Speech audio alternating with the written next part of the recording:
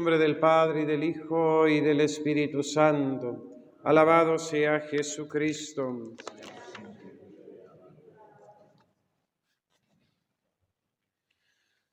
Cuando un profundo silencio envolvía todas las cosas y la noche alcanzaba en su curso la mitad de su camino, tu omnipotente palabra, Señor, vino del cielo, desde el real trono. Con estas palabras tomadas del libro de la sabiduría, entona la Iglesia el cántico de entrada en este domingo dentro de la octava de la Natividad del Señor, poniendo de relieve que en medio de la noche, en el profundo silencio, fuera de la aparatosidad y espectacularidad mundana, viene el Hijo de Dios al mundo, en unas condiciones de pobreza y humildad, nacido de una familia real venida a menos y sumida en el anonimato, formada por una joven virgen y un artesano, naciendo en un establo, pues no había posada para ellos en la ciudad de Belén. Vida de silencio es la vida del Verbo encarnado, ocultamiento, cotidianidad laboriosa, vida sencilla y trabajada, vida que durará nada más y nada menos que 30 años, y solamente 3 de los 33 que vivió en este mundo dedicará a predicar y a mostrarse al mundo. Qué diferente es el obrar de Dios al obrar de los hombres. Qué diferentes son los pensamientos de Dios a los pensamientos de los mundanos. Dios que confunde a los soberbios y se revela a los sencillos. Cuánto hemos de aprender del nacimiento y la vida oculta del Señor. Cuántas lecciones hemos de aprender en la Santa Cueva de Belén, en el destierro en Egipto, en la vida familiar de Nazaret. Muchas horas, muchas y largas horas, muchos y largos días, muchos años, 30, en los que Dios habitó en el mundo, oculto a los ojos de la curiosidad, oculto al reconocimiento, oculto a la fama. Todo en la vida de nuestro Señor Jesucristo es misterio, es revelación, es lección de vida y es salvación para nosotros. Él ha venido al mundo para redimirnos, para salvarnos, pero también para darnos ejemplo de vida. Él es nuestro divino modelo, el modelo de aquellos que hemos recibido la gracia de ser hijos de Dios. Hemos escuchado al apóstol decir: cuando llegó la plenitud del tiempo, envió Dios a su Hijo, nacido de una mujer, nacido bajo la ley, para rescatar a los que estaban bajo la ley, para que recibiéramos la adopción filial.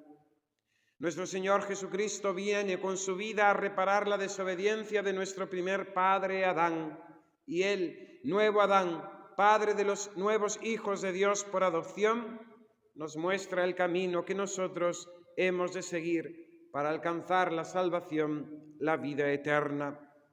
Como sois hijos, dice el apóstol, Dios envió a vuestros corazones el Espíritu de su Hijo que clama en vosotros: Abba, Padre.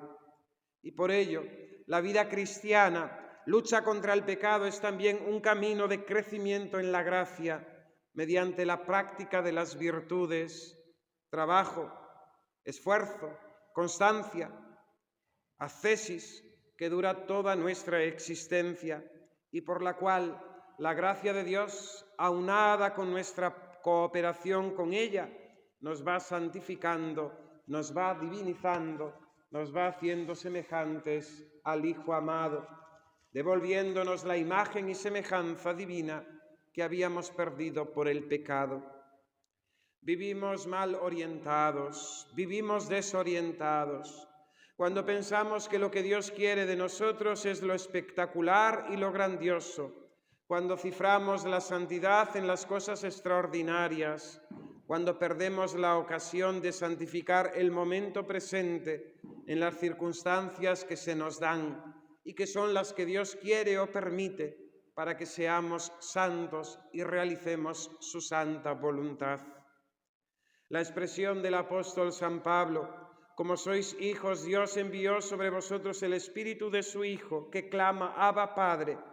Nos deja una pregunta, nos deja varias preguntas.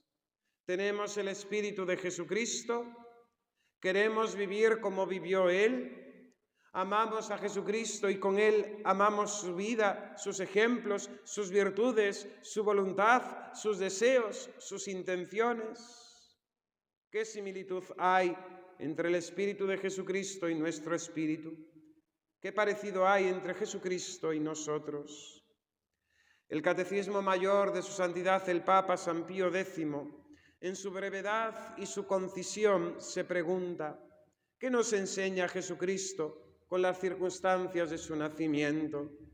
Y brevemente responde: con las circunstancias de su nacimiento, Jesucristo nos enseña a renunciar las vanidades del mundo y a estimar la pobreza y los trabajos. Qué bien expresado está el programa de la vida cristiana que se cifró en nuestras promesas bautismales: renunciar a las vanidades del mundo y estimar la pobreza y los trabajos. Es lo que nos enseña Jesucristo, es su lección constante, este es su espíritu, esto es lo que Él nos da con sus ejemplos, con sus palabras, desde la gruta de Belén al Calvario, desde su nacimiento a su pasión. El mismo Jesucristo, al inicio de su vida pública y predicación, al modo de aquellas bienaventuranzas que se pronunciaban en el Antiguo Testamento como bendiciones divinas, desgranará su espíritu y nos marcará el plan de vida que aquellos que quieran vivir como hijos de Dios han de tomar para ser herederos de la vida eterna. Escuchemos al niño Jesús dormidito en su cuna de Belén. No podía hablar y en cambio nos está hablando y ya nos predicaba. Bienaventurados los pobres en el espíritu. Sí, nos lo dice el niño de Belén, porque Él escogió para sí, para su Madre Santísima, para su Padre Virginal San José, para sus discípulos, la pobreza. Escogió la pobreza y, como resumirá San Bernardo, Cristo nació pobre, vivió más pobre todavía y murió paupérrimo, desnudo y abandonado en una cruz. El niño de Belén nos dice: bienaventurados los mansos, porque ellos heredarán la tierra. Nos lo dice aquel que vino a dar la batalla al enemigo, al maligno, a derrotar la muerte y el pecado y a conquistar los corazones, no con la fuerza, no con las armas, sino con el poder de su palabra, con la persuasión de su amor y de su entrega hasta la muerte de cruz. Nos dice el niño Dios en Belén: bienaventurados los que lloran, porque ellos serán consolados. Esas lágrimas y bajidos de un niño Dios que llora en medio del frío y del hambre, un niño, un hombre que conoció el dolor, el sufrimiento, las penalidades de esta vida, que supo de trabajos, de cansancios, que experimentó el duro embate de la muerte en los amigos y conocidos, que sufrió en su propia carne las traiciones, los rechazos, los odios y las venganzas. ¿Y qué más nos dice este niño divino? Nos dice: bienaventurados los que tienen hambre y sed de la justicia, porque ellos quedarán saciados. Nos lo dice aquel que sufrió persecución nada más venir a este mundo, rechazado por los suyos porque no había posada para ellos. Tuvo que huir a Egipto, perseguido por el cruel Herodes, compartiendo en su carne el desgarro de los inmigrantes, de los que no tienen hogar, de aquellos que no tienen voz en la sociedad, de aquellos que por diversas razones son marginados, excluidos, maltratados. ¿Y qué más nos enseña este divino niño en su cuna de Belén? Nos dice: bienaventurados los misericordiosos, porque ellos alcanzarán misericordia. Nos lo dice aquel que, siendo el 3 veces santo y siendo nosotros todavía pecadores, bajó de los altos cielos por el camino de la humillación para rescatarnos del pecado. por nosotros y por nuestra salvación, por nosotros que no valemos, ni somos, ni podemos nada, por nosotros que éramos enemigos de Dios. Jesucristo vino a mostrarnos la misericordia del Padre. Su corazón se derramó, se posó sobre nuestra pobreza, la pobreza de nuestra nada. ¿Y qué más nos dice este divino niño? Nos dice: bienaventurados los limpios de corazón, porque ellos verán a Dios. Y en medio de aquel establo sucio, hogar de animales, símbolo de un mundo en pecado y del alma dominada por sus pasiones, aquel que es la misma pureza se depositó entre las pajas, aquel que es el origen de toda pureza, nacido de una Virgen inmaculada, para devolvernos a nosotros la inocencia de la gracia que limpie nuestra mirada, que purifique nuestras intenciones, que conserve casto nuestro cuerpo, que eleve nuestro corazón al más puro amor de Dios. ¿Y qué más?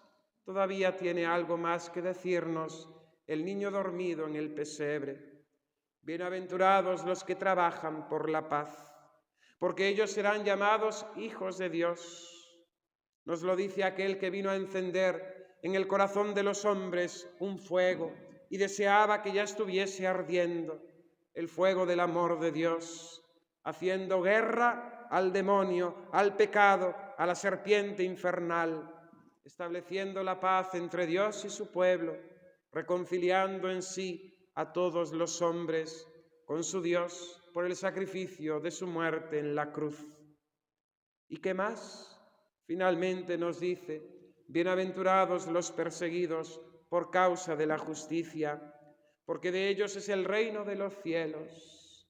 Este niño bendito fue perseguido, insultado, blasfemado, calumniado, maltratado, y en medio de todo ese mar de odio y de pecado, este Dios hecho hombre por nosotros se regocijaba, se gozaba, porque todo lo sufría por amor a su Padre, para reparar la injusticia de nuestro pecado, y todo lo sufría por nosotros los hombres, sus hermanos, ansiando aquella hora, la hora de su pasión, en la que toda la justicia divina cayó sobre él y en que toda la injusticia humana fue cargada sobre sus hombros. Mis queridos hermanos, hagamos nuestra la oración de la Iglesia en este día y pidamos la gracia de que, iluminados por tan abundantes ejemplos del Verbo eterno, hecho carne por nosotros, le imitemos en nuestra vida, pues Él en su nacimiento y en toda su vida viene a enseñarnos a despreciar las vanidades del mundo y amar la humildad y los trabajos. Así reza la Iglesia y así hemos de rezar nosotros. Omnipotente y sempiterno Dios, dirige nuestras acciones según tu beneplácito, para que en el nombre de tu Hijo amado merezcamos abundar en buenas obras. Oh Señor, haz que por la virtud de este misterio nos purifiquemos de nuestros vicios y se cumplan nuestros justos deseos. Que así sea. En el nombre del Padre, y del Hijo, y del Espíritu Santo. Amén.